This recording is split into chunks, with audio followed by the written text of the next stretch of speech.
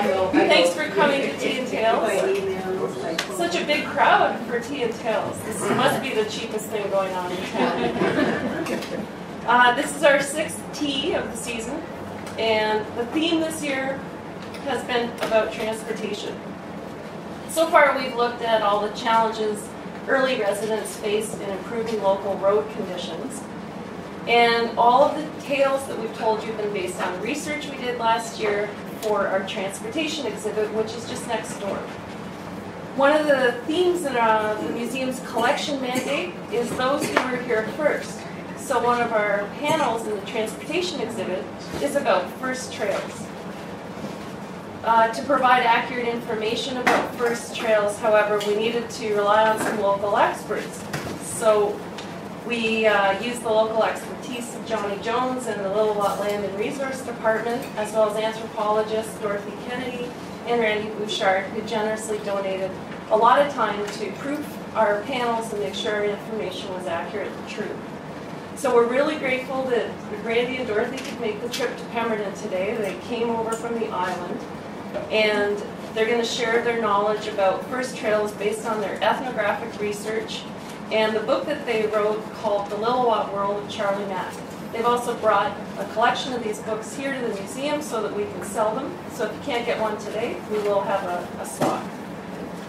For over 4 decades, including 2 decades devoted intensively to ethnographic and linguistic fieldwork in First Nations communities, Bouchard and Kennedy have specialized in full-time anthropological and historical research relating to the Aboriginal cultures of BC, Washington, Alberta, the Yukon, and the Yukon.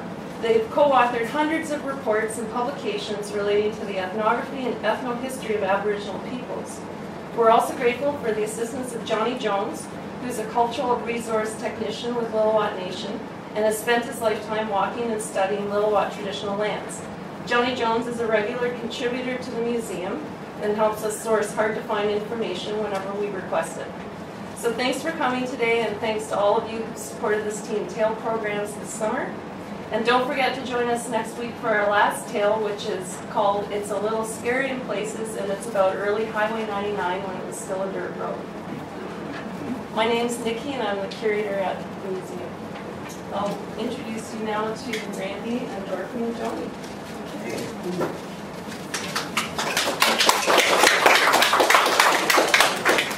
Thanks very much, Nikki, for inviting us here today. And thanks to Johnny as well for the invitation. It's really great to be back in Pemberton Valley. We have very fond memories of working here in the 1970s and 1980s with the true experts of this culture, the elders who were alive at that time. Most especially Charlie Mack. In 2010, we brought out the book, The Lilwat World of Charlie Mack, a tribute to this remarkable man, a fabulous storyteller, one of the best we've ever worked with throughout British Columbia. We are socialists, so we don't dig. Let's get that straight. And so we use ethnographic, linguistic, and ethnohistoric data. And when I say ethnographic, ethnography is a description of a culture. It's based on participation, observation, and interviews with the tradition bearers. Around here it was predominantly Charlie Mack and Baptist Ritchie, another remarkable chief of the area. The linguistic data, we've recorded a lot of language material with Charlie Mack, including the place names throughout the area. And through the study of place names, you get to learn about the trails. We've also used ethnohistoric data in our reconstruction of the culture, and that is using historical documents and mining them for their insights on the human history of an area. Most of the daily transportation in this area was along the waterways of this country, the Lilwat River, the Birkenhead, Lilwat Lake, and so the Lilwat people were master canoe makers, using the local spruce, cedar, cottonwood for their canoes. This particular canoe was a contract that we got for Charlie Mack from the then called National Museum of Man in Ottawa. And in 1975, this was the inaugural voyage of the canoe. It's now at the Squamish Lil'wat Cultural Center at Whistler, if you care to see it. So we also have a master canoe maker with us today. So it's great that these traditions are carrying on. One of the things that we did with Charlie was to learn how to steam the canoe using hot rocks and water and rotten salmon heads to season the wood and to make it go more sleekly through the water. And a brief film of that was photographed in the pouring rain and with a camera that was malfunctioning. But nevertheless, the film exists, and it's on the Pemberton Museum website, if you care to learn how to steam canoes. It's quite a delightful film. There's Charlie, in his late 70s at that time, making this canoe, and he really was a master canoe maker. One of the important stories of this area is the story of the Copper Canoe. And the canoe is the main protagonist. The canoe is a magical craft that could break through rock, help tame monsters, and it was one of the spiritual powers that people in the old times used to get. A man would be out training for months, years at times, scrubbing himself with boughs, bathing in the water, singing at night, praying for spiritual help. And those who were really lucky were able to pull from the water a copper canoe. The root of the copper canoe. And what we have here is what we're calling topogeny, what anthropologists call topogeny. And the story, as it is told, the man who is training up at the headwaters of the Lilwat River up here, he becomes ill, and his brother looks for all types of medicine to cure him. And he finds that by giving him salmon smolt, the man regains his strength. And so he thinks, aha, then I need to take him to the coast where the salmon come from to make my brother well. And as he takes him down the river in this magical copper canoe, he tames the obstacles in the way.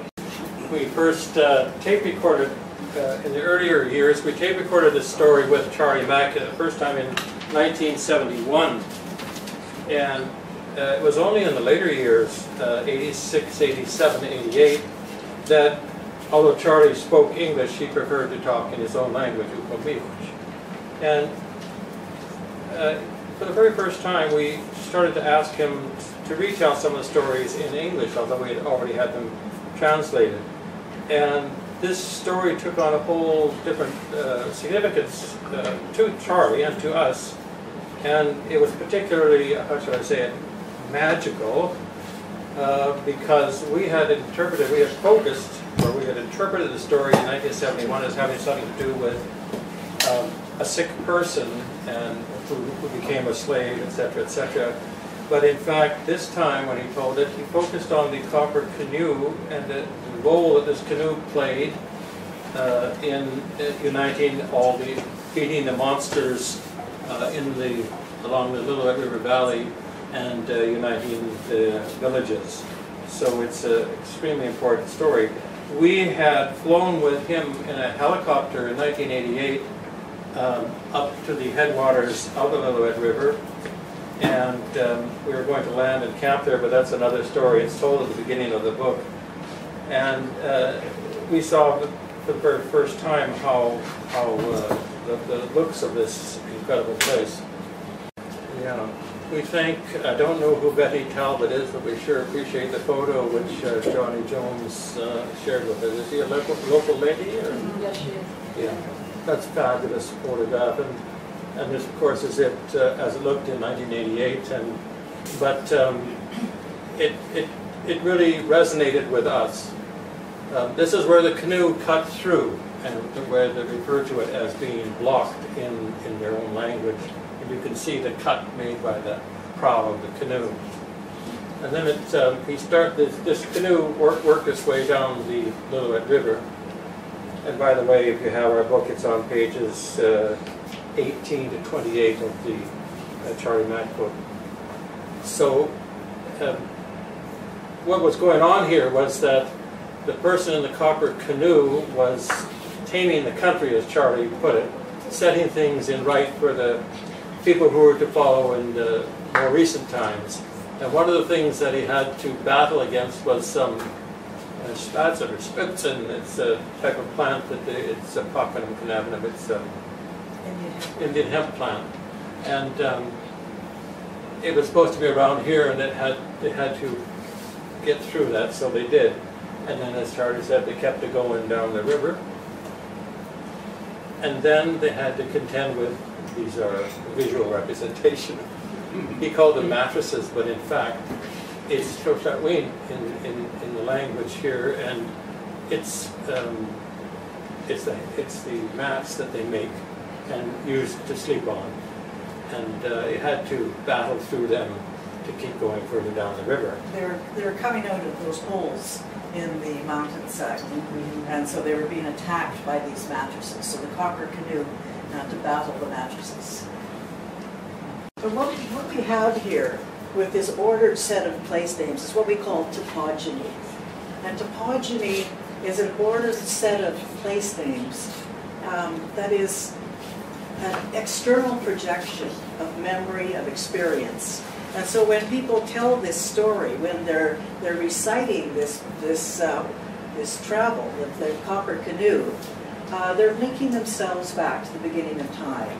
And so for the Lil'wat people, these just aren't stories of fantasy. These are stories that anchor them to a landscape that was tamed for their use. And so when people talk about being part of the landscape, it is because the landscape was created for their use at the beginning of time.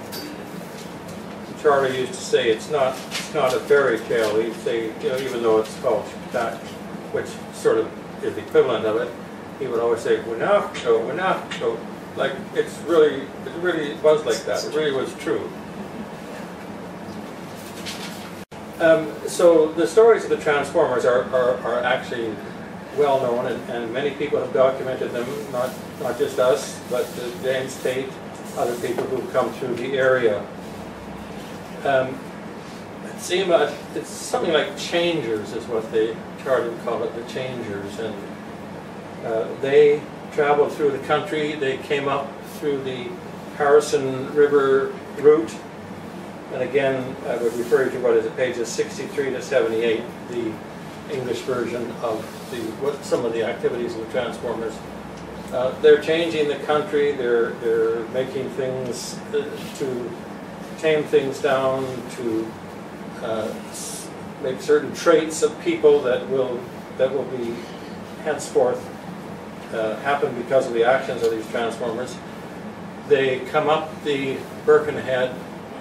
They get up to Skumkane, which is at the far end of Seine Lake, and then they come back down, and then they get to the Green River, and then they go through the Green River up to Squamish and back to the coast. So they started from the coast, they came through this area, and they went back to the coast. This is all part of, from Charlie's perspective and from the old people's perspective, part of the story of the beginning of time. That also ties in with the flood story, which we won't get into today, but which is well known and also well documented in the book. There's several of them. This particular one, James Tate, the ethnographer who worked in the early 1900s with the ancestors of some of the people here today, he made this map. It never got published. It was not in his famous 1906 ethnography. But he's showing the route here coming through. I guess it's basically the PGE nowadays, or it used to be called PGE. And the point of it is he identified it as the most important trade route between the coast and the interior in this part of the world. It was very, very important. And for James Tate to say that is really something, because his knowledge of all the groups was phenomenal. We'll be coming back to another one of the trade routes, but this is the one that Tate marked in his unpublished notes. the things that were traded, and again, we got some information on that, but the generations that Tate worked with were born in the mid-1800s. They were able to tell him a little bit more. That things that the people here would get from Lil'wat included furs, skins, berries, cedar baskets, mountain goat wool. From the coast, they'd get seafood, stantelian shells, yew wood, and from further up the interior, they would get dried salmon and other goods. Now, this is a very interesting map. I sent a copy of it along to Johnny Jones the other day. We'll see it in another version where a map historian traced it, but this is the first mapped identification of this country, as far as we know, that has ever been done. Most people had thought that it dated to 1835, but a map historian a few years back in 1887 or 1987 determined that in fact it was made by a man named Samuel Black, who was with the Hudson's Bay Company, and it was about 1833. So it's a very, very important map. This is a color copy, and I'll point things out, not so much on this one because you can't see it so well, but the traced copy is much better. There we go. Is there a pointer thing on there? Oh. You don't have to stand on your head to read this, but it would help because the map is very weird. It's accurate in the sense of its placement of the land features, but it's kind of strange that it's upside down. In other words, north is up there. So to see the lay of the land, you have to, the writing is upside down, but the lay of the land is correct. So he's talking about this route, he's indicating the route through Seton and Anderson down here, and then over to eventually to Squamish. And he's also showing the route which we'll be talking about later here, and the Duffy Lake route, which was a native trail as well, that came out down at the foot of near the lake. What's the creek that comes in there? Yeah, the Cayush, yeah. And where it comes out there, and this is the first indication of it on a map. So it's pretty important. It's not a well-known map. I don't want to bore you with details, but I have to thank Nikki Madigan here for piquing my interest several days ago with respect to who was the first person who came through this part of the world. And White person. yes, non-native person, right. There was a few others before them. First contact, quote unquote, as they call it.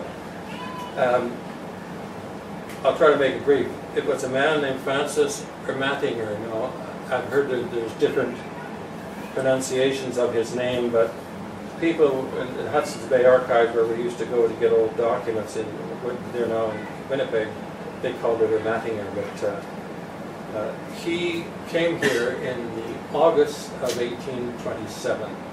He came from it became called Fort Kamloops. It used to be called Thompson's River Post, and the route he followed is down the lakes there. So he is credited as being the first guy here, but no less a personage than George Simpson, who was the head of the entire Hudson's Bay for North America.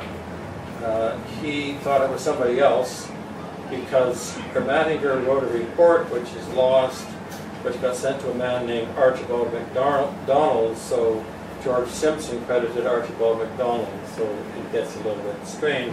I think the point is that Simpson is citing Ermatinger here, and he says that, and George Simpson says in March 1828, there is a country situated in a northwesterly direction from this post, meaning Kamloops, beyond Fraser's River, and it's occupied by the Lil'wat tribe, with whom we have just recently become acquainted. in fact, it was, he says, it was visited in August 1827 by chief trader Archibald MacDonald. Well, it wasn't, it was actually by Ermatinger, but that's all right. He calls it Lil'wat, and he spells it Lillwaite.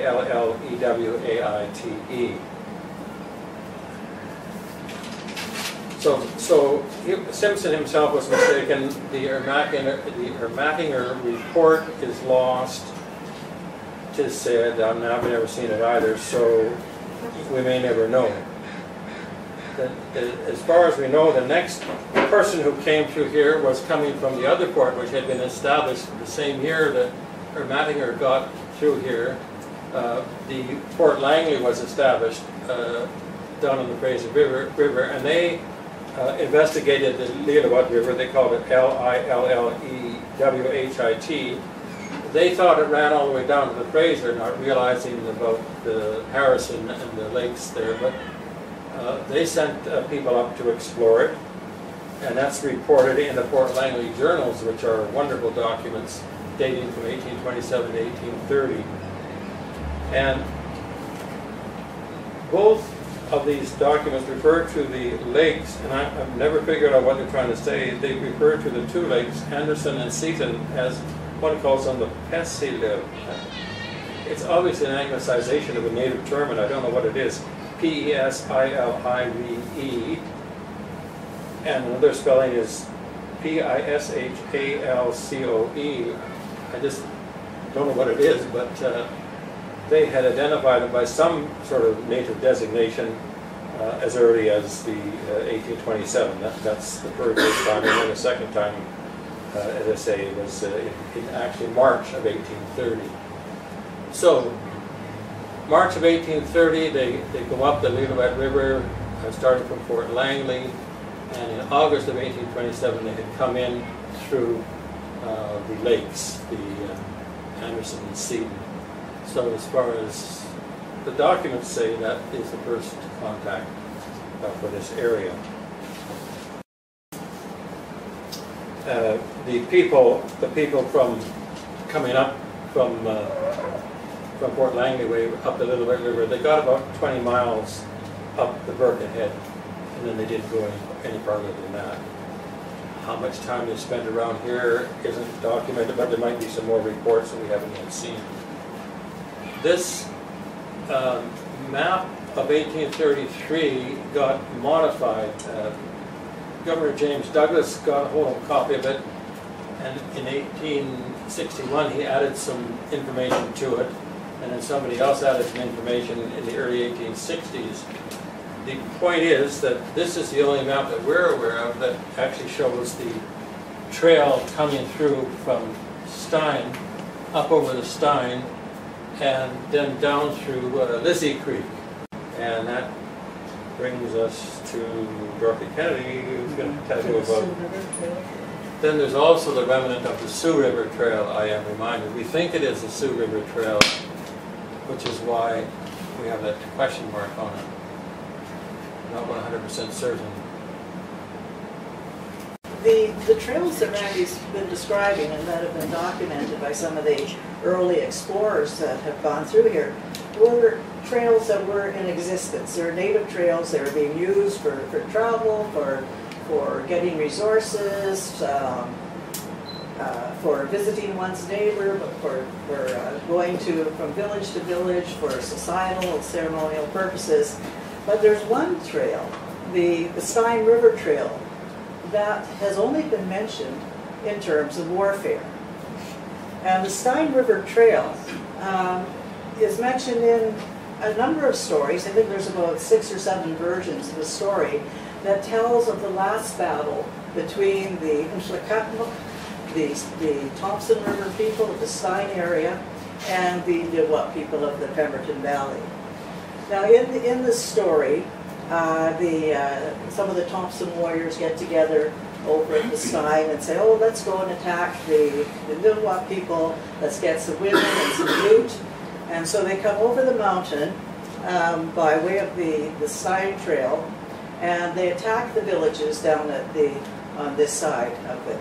Now, on both sides of the trail, We have pit houses, underground houses that the people used to live in, that have houses connected by tunnels.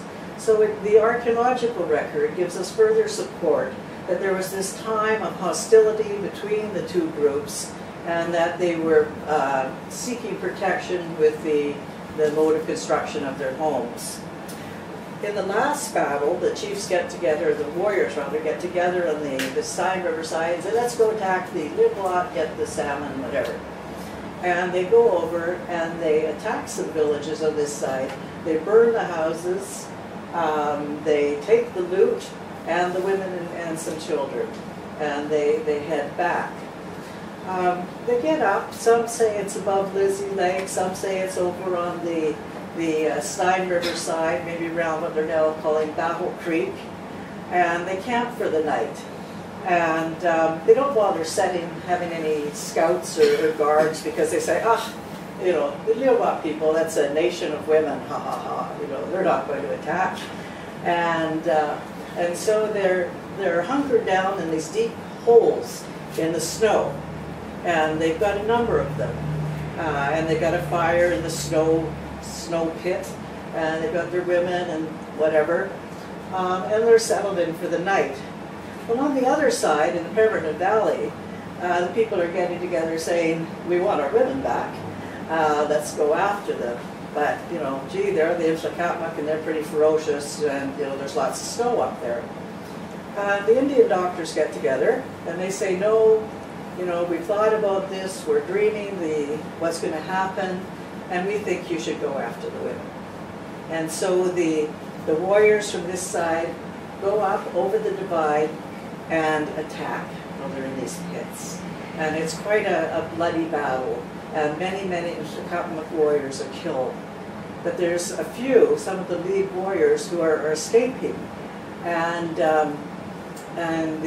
one of the head of the Lilwat team says, let him go. He needs to go home and tell the people what's happened here, and that we shouldn't be fighting anymore. And then there's a number of them left, and so they see one fellow, one Katmuk warrior, dressed in his armor, and they say, shoot him, and the arrows are being deflected by this ironwood armor. And so finally someone says, shoot him in the throat, shoot him in the throat. And so they shoot this warrior in the throat, and of course he dies. And then the other one or two are sent home to tell the tale. So that's the story. It's great that we have the armor that's now in the American Museum of Natural History to tell the story, but really we don't know the whereabouts of this trail. When John Hill went through in 1860, he got up into the timberline on the other side of the Seine, and the trail disappeared. At that time, the wars, the hostility was now over, and the trail was no longer in use. The expedition then made their way over the divide and came down Lizzie Creek. Now, Charlie Mack told us that the Lizzie Creek route down to the lake was the one that people took, and people from the Lilwat were going up there and trapping and whatnot. But this is a case where the route is uncertain, because this war story occurred about 1830. Now we're able to date that because people like Charlie Mack knew the names of the warriors involved. And so using the genealogical reconstruction, we were able to determine that this hostility was happening in the 1830s. And also in the Thompson, in the Katmuk version of the story, they say that the chief was Spitlam, and we know when he was born, when he died. He occurs a lot in the historical record, so we have fairly clear dating of when this hostility occurred. But the Seine River Trail is one trail that is always associated with war. The transformer went through the country, as Randy mentioned, and one of the places where they left their footprint was at Birken, at the divide between the Seton Lake and the Pemberton Valley, where there's the height of land. And there was this big boulder here. Now, A.C. Anderson went through here in 1846 when he was looking for a route and had some native guides, and they pointed out this big boulder to him. And here's little Charlie Mack and Baptist Ritchie in front of this big boulder. And Anderson wrote in 1846, he said, "At height of land where there is a large isolated block of granite bearing an impression closely resembling that of a human foot, the Indians call it the footstone and have, of course, a marvelous tradition connected with it." And of course that is the story, and the marvelous tradition is the tale of the transformer. We call it squaw, which means foot. Footprint. Now, in 1860, there was also an exploration through Duffy Lake by Sapper John Duffy of the Royal Engineers. And Duffy was sent by Douglas to examine this route that the native people were using to see if it might be a good way for supplies to come into the interior. And so he was very meticulous in documenting both his camps and the native camps he encountered. And here he is coming up, you know, Indian camp at this area where he camps, and then Blowdown Creek there, and where another trail is coming through.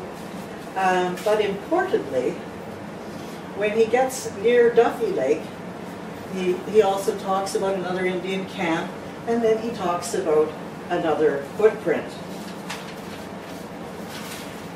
And Duffy, in his notes, he says, the guide pointed out a rock. Indian tradition says Sahabi Tai, using the Chinook term boss above, or chief, or god. God once stepped from a rock near Summit Lake, Birkin, where we just saw the other rock, over the mountains and rested on this rock. There is a footprint of a rock 2 miles from the halfway house near Summit Lake at Birkin. I saw it myself. Well, we too knew the rock existed because Charlie Mack had told us the story, and had, you know, one sign said, so, you know, it's down there, and we never, you know, took the time and stopped to look for it. So we never knew. Well, we stopped, but we couldn't find it. It's the yeah, we couldn't find it. So instead, we've sent the Duffy notes, field notes, and a report that we did with information from Charlie Mack to Johnny Jones, and Johnny went looking for the footprint. And he'll now tell us about his search. And here is the aerial photo. Thank you, Dorothy. Randy. Well, it was a pleasure to work with Randy and Dorothy on a lot of these trails and stuff. And I actually went out in my own time with my GPS and all these notes and papers, went out trucking around, jumping off the road here and there, GPS and checking it out, and I found the footprint, and the footprint is half under the highway. Where's it? Right here, it's half under the highway there. And I was looking like all over the place here, checking, jumping down. I'd find different camps here and there, and then I found another drying rack frame right not too far from it. And this one creek that always shows up in the Sapper Duffy map of 1860. And so from that creek, I GPSed up above there, then I walked back down, and that's when I found the footprint there. And I've been like dealing with a lot of the old maps and photos and stuff, and following the trails and war trails, hunting trails, trapline trails, and the old pioneers trails and maps. And when Dorothy was talking about the Seine Valley battles, and the last battle was in 1850, and I actually know where the creek was, and where all the arrows were stuck in the trees there, and where all the bones were. And that's my dad told me that where to go, and so my mentor was my dad. You know, getting me out into the land there. And that's how I was brought up, was just the knowledge from our elders, and avoiding the Catholic schools and churches that run away from that and go into the mountains. And my schooling was in the mountains, so that was very important to me to know who I was and where I came from, because my grandfather was a cupman, August Hunter from Skookumchuck, and he died at only 25 years old. And when I was 11 years old, he drew me a map, and I was just like 6 months before he passed away. So I still have this hand-drawn map from him, from Cupman. And he had a lot of, like lines, symbols, and lakes in there, and I had to understand all that. And I had to go out there to Watling, and it's up in Glacier Lake there, across Skookumchuck there, and my uncle KK, when he was alive, took me up there and Watling. And that was important to find these things. It's in me to search these things, and probably I guess to get the real truth out, and so other people can be educated and know about them. Thank you. This Duffy Lake Trail was very significant to the people here. Through this area where the footprint is, up towards Duffy Lake, were what we call regulated hunting areas. And the form of regulation was that there were headmen assigned to different hunting areas. And this allowed the people to manage how many game were being taken from particular areas. For to go into a hunting area, one had to have permission from the person who was the manager of the game of that area. So people were just hunting, hither and hither. It's these are prime mountain goat and deer hunting areas, and they were managed for the game. Johnny also mentioned the root digging rack, or we think it's a root digging rack that he's found. And this also was an area where people were getting the yellow avalanche lily and the western spring and beauty bulbs, both important sources of carbohydrates for the people.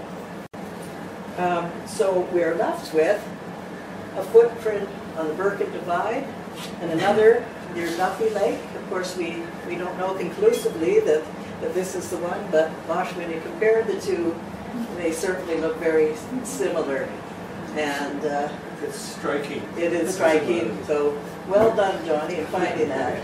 So let's pop back to this Tate map for her, Randy. It's talked about in the Charlie Mack book about traveling on glaciers, and how many years ago was it? A young man attempted to, in fact, did emulate the trip across the glaciers.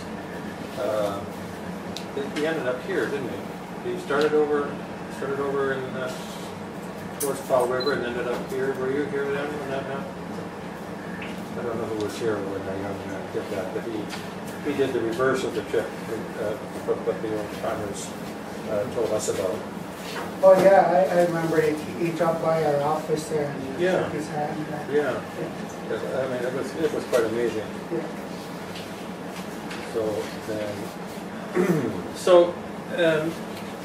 When James Tate had this showing routes, this is another route that he's showing, and this is a route that goes over the glacier. Yeah, that's better.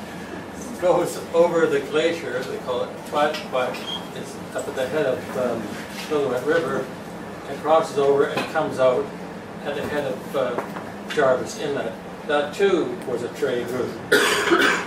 And that route, I think, contributed to the fact that at one time, and this is told to us both by the old timers from here and by the old timers from Seashell, explained why at one time the people from a place called Khanechan, that's in the Seashell language, were completely bilingual in Seashell and in this language spoken here. This was until relatively recent times, like maybe 50 or, well, not 50, but 1858. Yeah, relatively recent compared to thousands of years ago. But it was a bilingual community. We got a couple of photographs of people who, for fun, go and ski across glaciers and mountains in the middle of winter or at any other time, and they shared some photographs with us, and we have them in the Charlie Mack book. Charlie talked about this and was able to name people that he knew, people from here who had gone across there. And what did we date to the early 1900s? The early 1900s. Yeah. Again, Charlie was able to name the people who were going back and forth, and they were going over in the late spring sometimes, staying through the fishing season at Seashell, and then whole families would be doing this, and then they would come back in the fall in time for the hunting, and they would be packing large bales of salmon on their back across up the route through Huntington and across the Lilwat Glacier. And I must say, when Charlie first told us about this, we thought, oh yeah, right, you know, people walking across glaciers, and then, you know, the more and more stories we heard, and then we, you know, and then we actually thought about it and took a hard look at the stories and realized that, yes, indeed, these people are quite incredible. And a few of the old timers from Seashell also knew from their ancestry that they was back and forth connections, so it was confirmed. But one of the most amazing things about it is something called ice worms, and that's for real. And we had no idea. Charlie talked about the fact that a very famous guy called, I think it was Hunter Jack, partly from here, and we was a relation to Baptist Ritchie, and that one time when he was going across there, he talked about, what did he say, how did he describe those ice worms? Well, like a heavy snowstorm. Heavy snow, oh yeah, a snowstorm. And they are for real. And the delightful thing about it, Charlie had long since passed away, but his Bible in English knowledge, his Bible in English knowledge was a thing called Alaska Magazine. And it turns out that Alaska Magazine had an article about these creatures, and they are for real. But they can only live at certain temperatures, and they melt. Well, they live on the algae and bacteria in the ice. And has anyone heard of them? We never did. Oh, local people know about that. Oh, good. Yeah. This blew us away. And so, in Hunter Jack's story, he says he walked over up to the glacier, and it was nice and sunny, and he stopped to rest, and he put his back against a rock. And then some clouds came, and it became very shady. And suddenly he looked about him, and it was like heavy as a snowstorm. It was just covered in these worms. And that's because they can live between 25 degrees and 41 degrees when it's shady. As soon as the sun comes up and the temperature raises, the ice worms melt. And so there's a lot of ice worm deaths right now. At times you can have as many as 2,000 ice worms per square meter. So that's a lot of ice worms. And so, you know, you can see why, you know, Hunter Jack said he just kept on walking. Yeah. And still on the subject of trails, there's another type of trail. This is a trail of the imagination, and it's tied in with, and it's again in the Charlie Mack book. It's a trail about a person. It's a cat's cradle game or string game, which we're told by the authorities is probably one of the most widely known games of all cultures in the world, so they say. And Charlie, of course, knew it, and in 1972 we managed to arrange for a person to come out from Ottawa to film him telling this particular story. Does the sound of it is on here? Anyway, he's talking about going up the Lilwat River in a canoe, which he shows it on the string game, and he shows, and then he says that there's some women there, and so they calls out to them and says, come on with us, we're going up the river to Lilwat. Again, no such of a place, but they're all going there. So I say these are places of the imagination, and that's all part of it, is that there is no such place. And so one of them says, well, I'll go too. And then he points out, look at this woman here, she's got some wild rose hips. And then the others say, oh, no, don't touch them, they're no good for your system. They go as far as someone says, look at that woman, she's got high bush cranberries. Don't touch them, you'll get diarrhea, and so on. And as he's telling the story, you can see that him working it so that the canoe is going along, and one person is added to it, and another person, and it's quite magical, but we can't see it. If you like, we could put it online with this talk, with the video. Sure. Yeah. Yeah, that would work better. But I think that's more or less where we stop, isn't it? Yeah. Yeah. So, the museum is selling copies of the Lilwat World with Charlie Mack. I guess what we want you to take away from today is that despite the high mountains here, the isolation of these people, they weren't really isolated at all. They had these trails that they used for many purposes, going in all directions. And it's through the use of ethnographic and ethnohistorical research, through that type of data, that we're able to now pull this information together and have people like Johnny out there looking for the remains of these trails. Okay, so thank you very much. If you have any questions, we're happy to answer.